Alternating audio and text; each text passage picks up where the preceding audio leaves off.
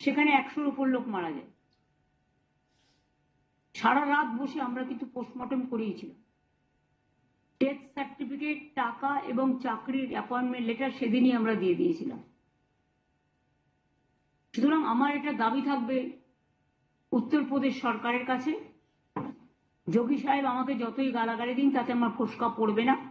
As a chief minister আমার নিশ্চয়ই শ্রদ্ধা আছে, কিন্তু আমি বলবো যারা বিপদে পড়েছে, যে পরিবারগুলো যাদের আপনারা পোস্টমর্টমও দেননি, পোস্টমর্টম সার্টিফিকেটও দেননি, ইনসিডেন্টে মারা গেছে না অ্যাক্সিডেন্টে মারা গেছে সেই সার্টিফিকেটও দেননি, ডেথ সার্টিফিকেটও দেননি, ফলে আমরা বাধ্য হয়েছি আমাদের এখানে যে ডেড বডিগুলো এসছে আমরা পোস্টমর্টম করেছি, কিন্তু অন্য রাজ্যে কি হয়েছে আমি জানি না।